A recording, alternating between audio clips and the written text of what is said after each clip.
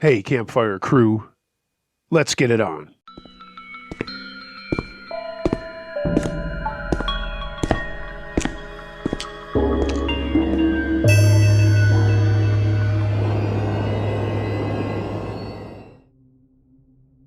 Winter Camping by Anonymous. I went winter camping with my daughter, who is 27. We went on some Canadian crown land in northern Ontario, real wilderness. No trails, no campsites, no nothing. The weather was supposed to be about 10 degrees Celsius and clear skies. Our gear is rated for 0 Celsius, so we thought we were okay there, with some wiggle room to spare. Nope. We arrived at the trailhead on Friday night and parked the car on an old logging road. Hiked a few kilometers in and set up camp. Tarp, bivy bags, and not much else. We sat around shooting the shit for a while and made a fire, the usual. I wandered away for a pee and realized that away from the fire it was getting damn cold, like scary cold.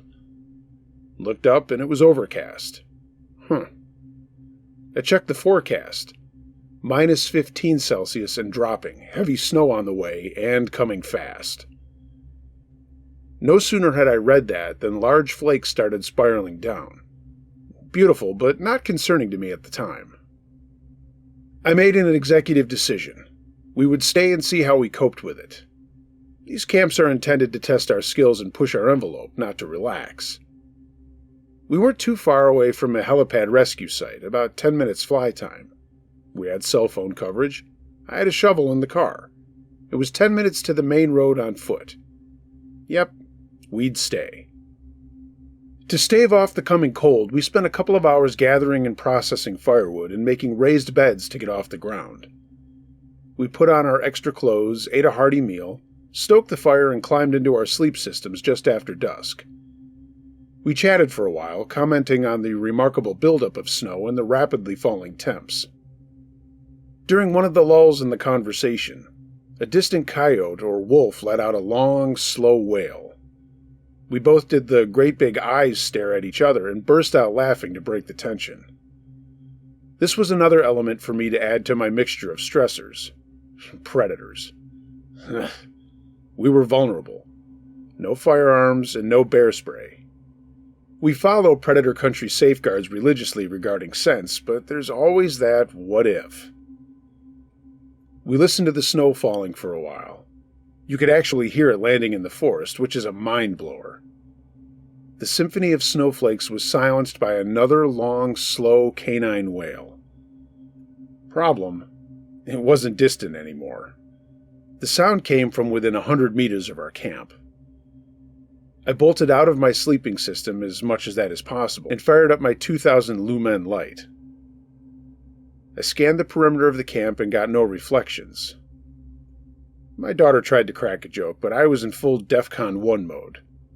I tossed her my belt knife without saying anything, and I gave her a look to indicate that this wasn't a drill. I grabbed my small forest axe, scanned the perimeter again, and started making some metal-on-metal noises with our gear. I tossed all the wood we had left onto the embers and scanned again. There, 12 o'clock at about 50 meters. Eyes. 6 of them. Oh, fuck. More howls, but from behind me. Jesus, I thought, is this really happening right now? I told myself to not panic. They're just dogs. For fuck's sake, dogs. I started yelling and throwing things outward, walking in concentric circles wider and wider until I was about 20 meters from the fire. More eyeballs had joined the others. I didn't want to stop and count. 12 animals at least for my estimate. In every direction. And they were not leaving, or even backing away. 50 feet from me and 150 feet from my daughter. One set of eyes was apart from the others, who were gathered in 2s and 3s. The alpha. I bolted straight towards it, determined to kill it. I made 3 or 4 strides through the shin-deep snow. When the hell did it get that deep? Before the alpha eyes vanished. Just gone. I stopped, gasping for breath, and spun around with my light. Gone. All gone, like flicking a switch. I trudged back to the fire and hugged my kid really hard.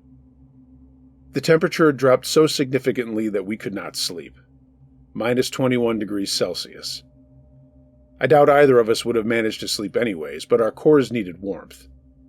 We spent the remainder of the night processing firewood, tending the fire, and speculating on how deeply buried the car was. About 4 hours after the wolf incident, we heard them take something down on the frozen lake. We couldn't see it, but the noise was very disturbing, and there was a lot more than 12. Sounded like several dozen, even after factoring in echoes and my fear amplifying the sound.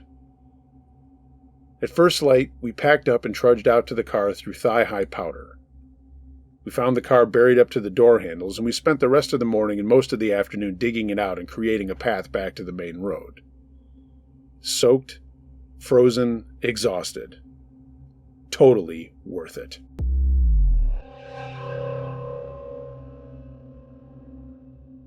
Truck Camping in Winter, submitted by TJ. A few years ago back, I decided to get the idea to outfit my full-size Silverado into a camping machine. I watched a lot of YouTube videos of other guys who had done it and followed suit. It was an excellent vehicle that I actually just sold last year to another person who was interested in getting into camping in their truck.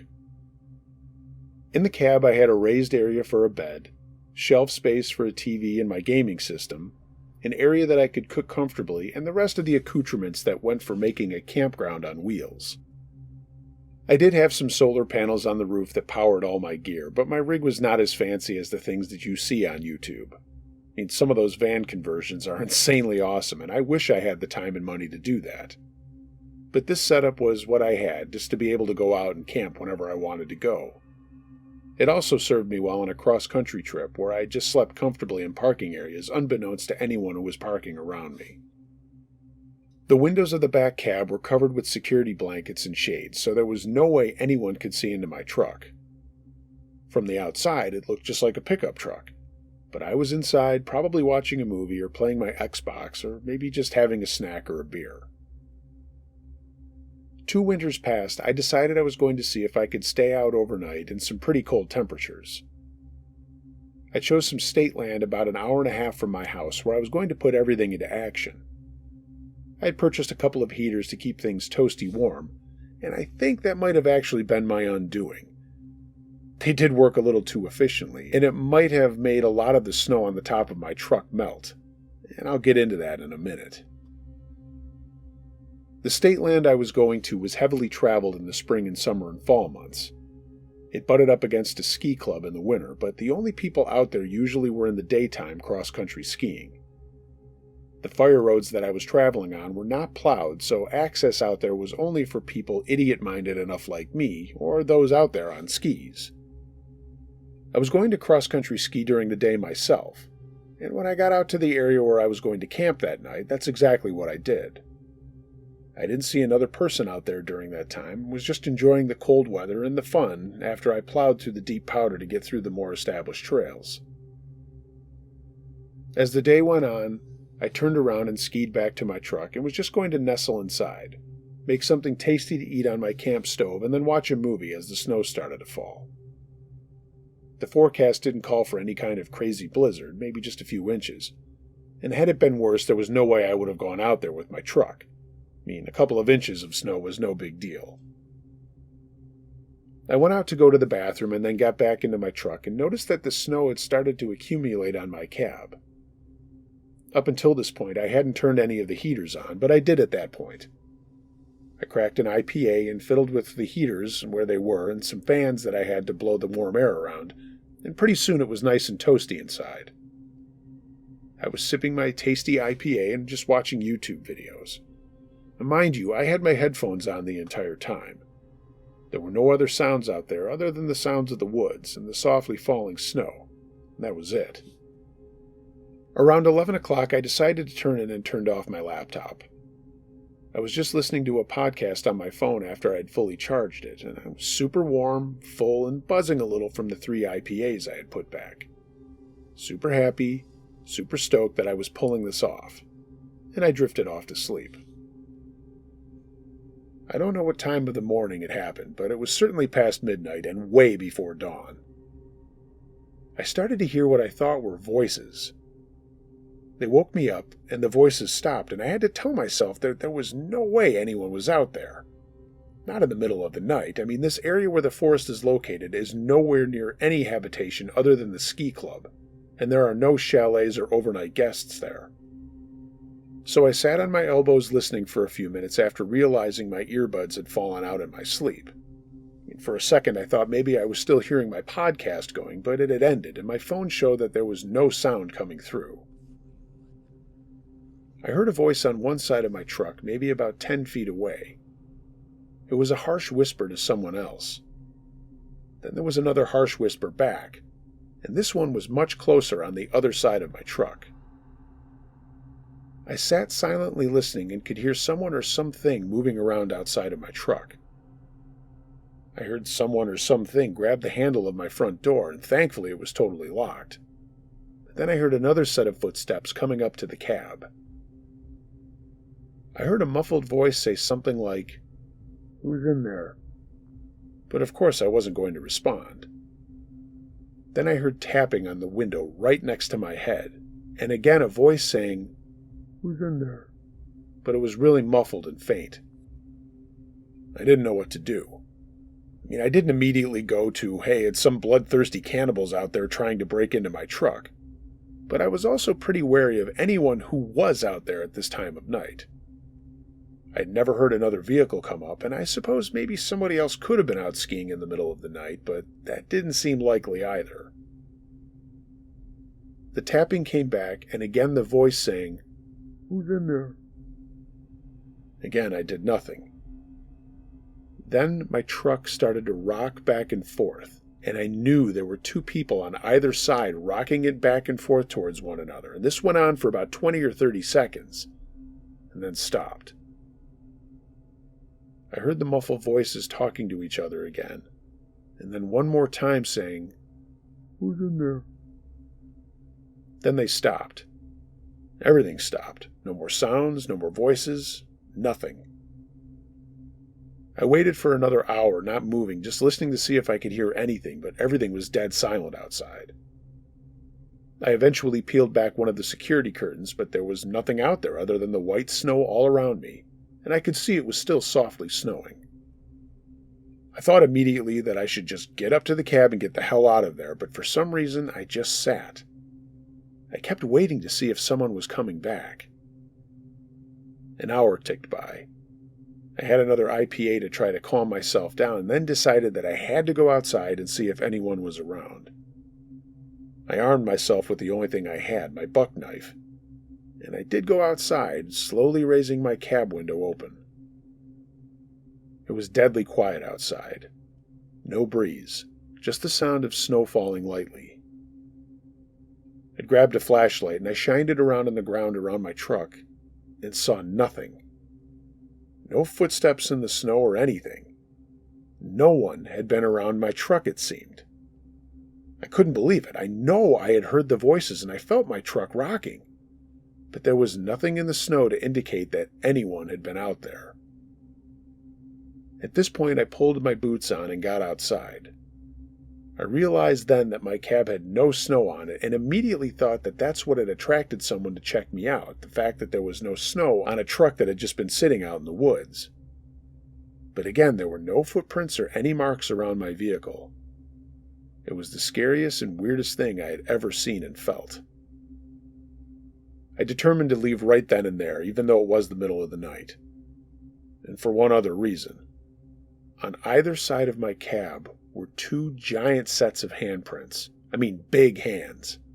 They were muddy, from someone who had certainly rocked my cab back and forth. Two distinct but smeared sets of hands on my black cab. I hadn't dreamed any of it.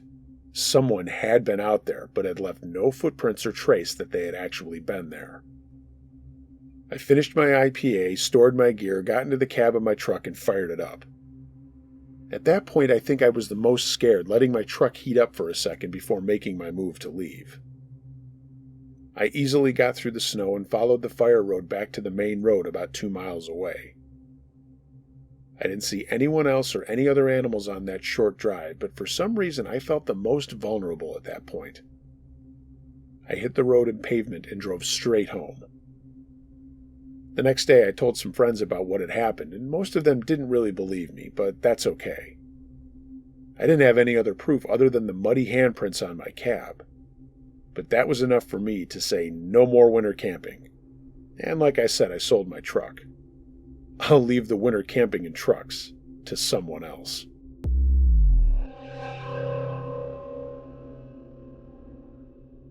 Footprints in the Snow by Anonymous. This happened to me about 10 years ago while I was attending college at West Virginia University. At the time, I was really into backcountry camping, which for reasons that will become obvious, I am not into anymore. One of the benefits, actually probably the only benefit, of attending college in West Virginia was the easy access to many beautiful and remote wilderness areas. Just south of the college was this vast area of mountains and forest called the Marcangelo National Forest. This region is so remote that the government has set up a huge telescope in the region due to how dark it is because of lack of human population. Anyway, this particular backcountry trip occurred during the Thanksgiving break in classes. I decided to stay in town and not head home for Thanksgiving that year, and a college buddy of mine, who I would often go on camping trips with, also ended up stranded in town. We decided to use the break to go on a 3-day trip down to a region of West Virginia that we had always wanted to explore, but had not had the opportunity to do so before due to it being a little further away than we would usually go. This region, known as the Cranberry Wilderness, had been talked about as being about as remote as one could get in any area east of the Mississippi. There were also lots of stories about campers, hikers, and fishermen going into the Cranberry Wilderness and never coming out, with no trace of them ever being found. There was another story that I remember about a plane crash in that area, with the plane being found, but no trace of the 3 passengers, alive or dead, ever turning up. I would be lying if I said that this little bit of local lore didn't make the idea of the trip even more exciting. At the same time, I thought a lot of these stories were apocryphal or could be easily explained. As the trip drew nearer, the weather forecast kept getting worse. It had been a very mild autumn up to that time, but the forecast looked like it was calling for ice and snow up in the mountains. Eventually, my buddy dropped out because of the forecast. Foolishly and stubbornly, I decided that I would go on my own. I had done a few solo trips before, and at the time, this didn't really bother me. My plan for the trip was to do about a 10-mile hike on the first day and then camp, do about another 10-mile hike on the second day and then camp, and hike about 5 miles back to my car on the third day. The first day of my trip was rather uneventful. In line with its reputation, I did not see another person. The only eerie thing that happened was at night I heard coyotes howling from the surrounding ridges, which is never a comforting sound when camping alone. On the second day of my hike, nothing went as planned. The trail that I was hiking on was much more rugged than I expected. At one point, I was supposed to turn onto a connector trail to get to my second campsite, but this trail, which was on my map, was simply non-existent. This led me to having to take a much more circuitous route and adding about 5 miles onto the hike. Again, like the first day, I did not see another person. I reached my camp area for the second night as the ominously named Hell for Certain branch, just as it was starting to get dark. The temperature had been dropping all day as well, and as soon as I was able to get my camp set up and my fire started, it started to snow. When backcountry camping, I use a camping hammock that had been modified for winter camping because I find it much more comfortable and lighter to carry than a tent. You can't help feel, though, that when you're in the hammock, which, unlike a regular hammock, surrounds you completely with a material and a rainfly, that you are just hanging barefoot. Exhausted from my extended hike and wanting to get out of the snow, I climbed into my hammock, and as the last light of the day left, I drifted off to sleep. I slept like the dead until about 2 in the morning when this loud noise jolted me awake. Confused and not knowing what had happened, I turned on my flashlight to look out of the small mesh opening in my hammock. I could tell by looking on the ground that it had snowed about an inch overnight, but I couldn't see more than 2 feet away from my hammock because a thick white fog had descended upon the forest. I was thinking that maybe I just had a bad dream. when I heard this indescribable, unworldly howl. I couldn't place where it was coming from, as it seemed to be coming from all around me. At that point, I was scared shitless and laying in my sleeping bag in my hammock, paralyzed and not knowing what to do. I listened intently, but the woods around me were completely silent after the howl. I could not hear anything moving. I didn't hear that howl again. I laid there for about 3 hours, not knowing what to do, and sure that I would get lost and never be found if I ran off into that thick fog. At around 5 a.m., I finally got up enough bravery to get out of the hammock. After lying there for the past 3 hours, I had finally rationalized that howl as some form of sleep paralysis. I had experienced sleep paralysis before, when you wake up but are still dreaming and can't move and have weird auditory and visual perceptions. It seemed that the fog had started to dissipate a little at that point. My first order of business was to take the piss that I had been holding for the past 3 hours. With my headlamp on and my handheld flashlight and lightweight hatchet in hand, I crept away from the hammock into the nearby stand of trees. I shined my lights ahead and could now see out about 20 feet and saw nothing amiss. More confident now that my experience could indeed be chalked up to sleep paralysis, I relaxed and began to empty my bladder. I then noticed that my stream was landing into an indentation in the snow. Examining this indentation closer, I noticed that it looked like a footprint from a bare human foot. I quickly zipped up and started examining the snow all around my hammock much closer. All around, I noticed hundreds of footprints and what looked like human handprints in the snow. Needless to say, I freaked out and without packing up the hammock started running the last 5 miles to my car. I haven't told many people this story for fear that they'll think I'm crazy. And at the same time, I've tried to rationalize the whole thing and say that maybe it was just deep sleep paralysis, and that my clearly agitated mind hallucinated the foot and handprints, and maybe they were just coyote prints.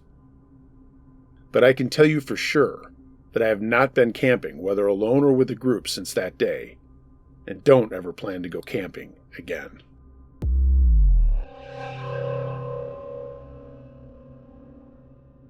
Okay, gang, Uncle Josh here.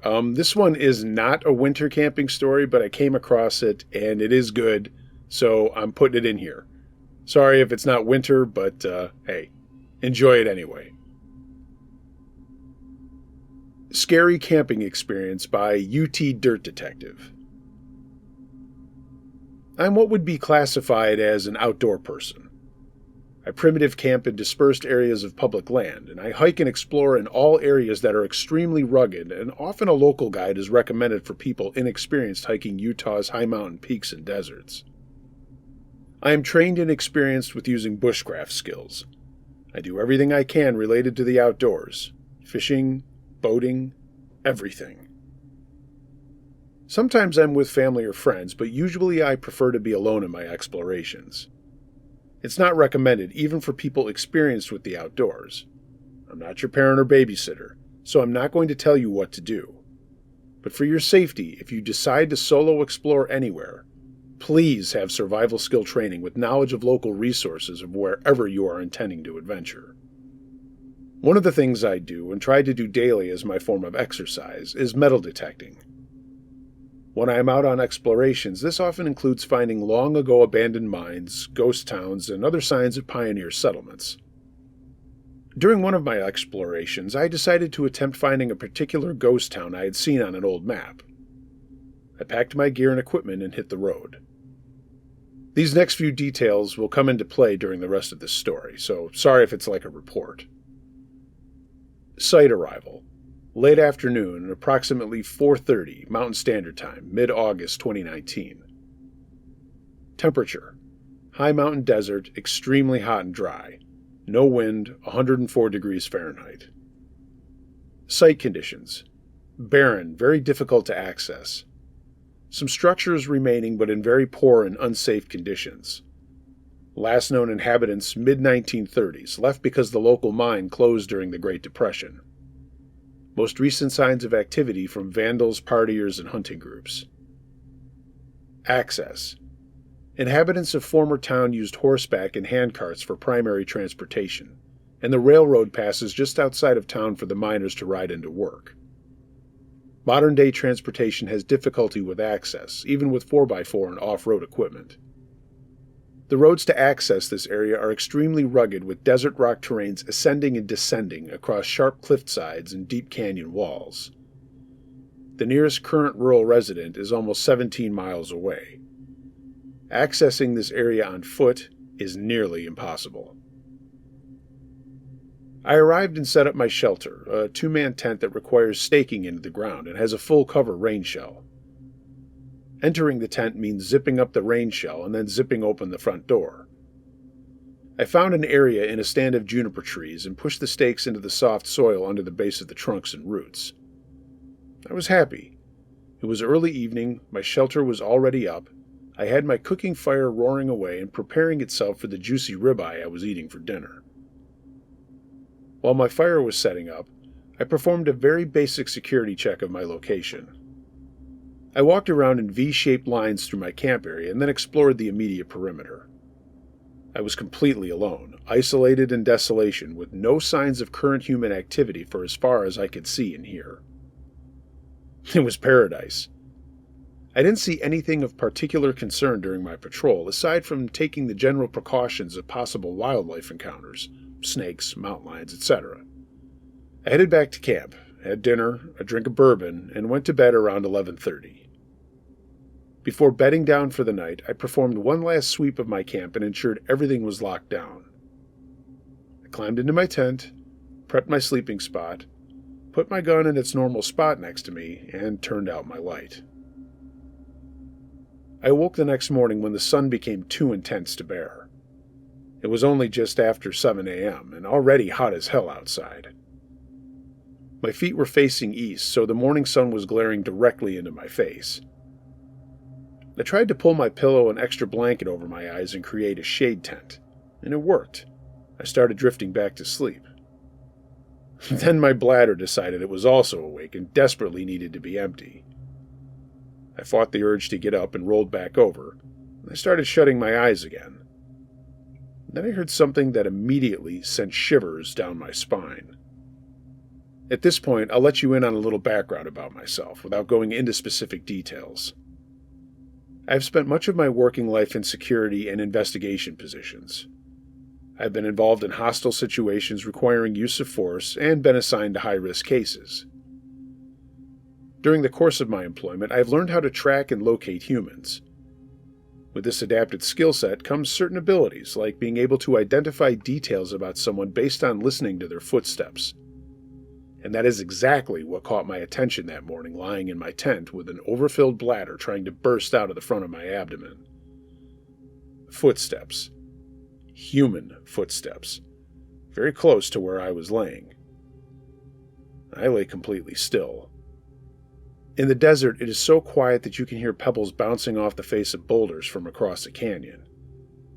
Any movement I made would alert this person. I didn't know their intentions and definitely didn't want them coming any closer to my tent. So I froze, motionless, and focused on performing intentional breathing. In 2, 3, 4, out 2, 3, 4. Repeat. This immediately slowed my heart rate and allowed me to reground my senses.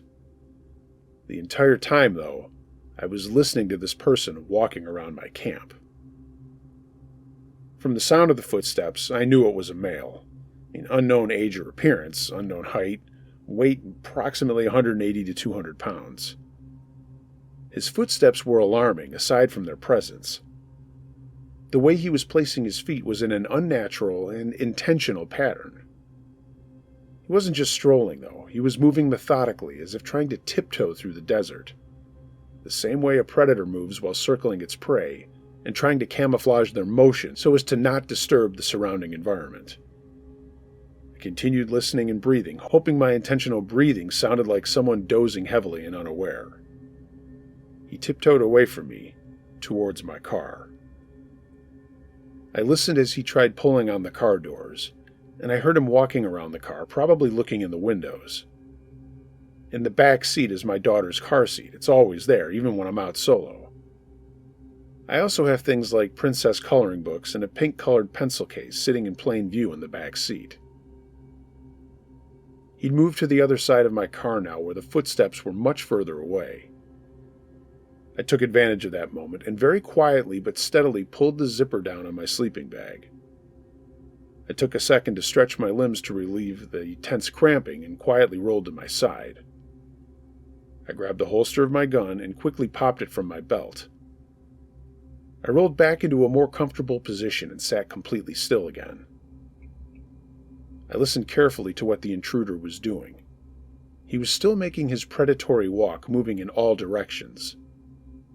South of the camp, approximately 50 feet. Back to camp. East of the camp, approximately 50 feet. Back to the camp. As if he was checking to see if anyone else was around. Maybe checking to ensure that there were no witnesses or passers-by to interfere with whatever his plan was. But suddenly he changed directions. He was walking in my direction, not walking, slowly charging. The same intimidating walk that police officers do when they approach a suspect. Commanding, purposeful, marching directly towards my tent. His intense walking pattern was also making quite a bit of a racket, so he was unable to hear anything I might have been doing. I slowly changed positions so that I was sitting up, making sure to not make any drastic movements that would ruffle the tent. I quietly pulled my firearm from the holster and switched the safety to off upon its release in my hand. I pulled my arms into my chest, raising the gun to the hold ready position, and waited. He was still on his march, almost to the side of my tent, and he stopped directly at the side, and then slowly crept around it, looking to see if I was awake. He then slowly walked around to the front of the tent and stood there. He walked back and forth a couple of times, looking in different directions. Then he came up to the tent door. I heard him undo the Velcro for the zipper on the rainfly. I held the grip of my pistol with my right hand and had my left lying flat and peacefully across the top of the slide. With a certain amount of demonstrated violence and intensity, he yanked the zipper up. He stopped and looked around again to see if anyone had noticed that sound. Apparently not. He reached in and grabbed the second zipper and started trying to pull on it. The zipper that was 5 inches from my knee and the only thing separating myself from this person. The zipper was mildly jammed, so he was struggling for a second and trying to get the track to line up correctly. I took this second to let him know I was sitting there. I squeezed the slide in my left hand and racked my gun as hard and as loud as I possibly could, then immediately put my hands into the fire-ready position with the barrel pointing directly at him. He fell backwards onto his butt, taking 3 sliding hops back to escape while he was stumbling. He froze in place, and I could see his silhouette rise slowly from the ground with his hands above his head. He stood in place for about 10 seconds and then slowly stepped backwards, inching away from me with every move. He continued to walk away, stopped, checked to see if I was coming out, then moved further away and repeated the process. Eventually, he sounded as if he had moved out of earshot, maybe 2 or 3 minutes after I pointed my gun at him. I crawled forward and opened the zipper on my tent door. The door for my rain shell was flapping in the breeze, and I quickly identified my next point of cover, and I didn't see any signs of anyone being around. I dodged from my tent and was able to safely maneuver to the tree stand near my vehicle. I waited in between 2 junipers and scanned the entire area before emerging from my concealment to complete a detailed patrol of camp. I didn't find anything out of place or suspicious after this. I don't know which direction the person went, where they came from, and how they were able to access such a remote location while traveling on foot. To this day, it remains one of the most haunting experiences of my life. As for the rest of the trip, everything went as planned. The town is amazing, with a fascinating life story. I stayed for 2 more nights and didn't see a single other person the entire 4 days I was there.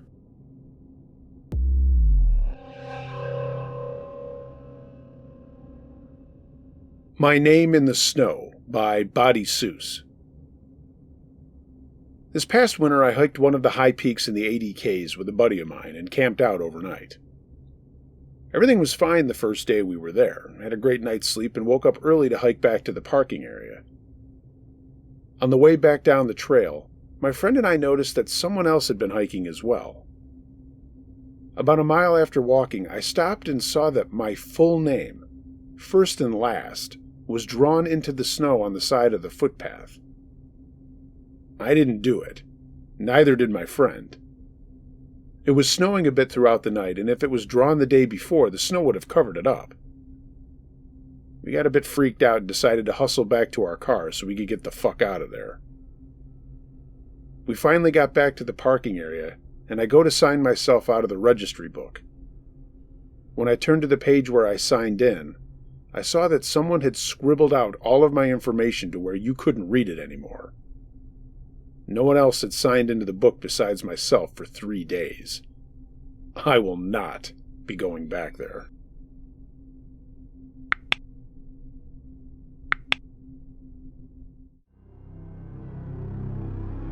Hey gang, thanks for listening to this episode of Uncle Josh's True Scary Stories.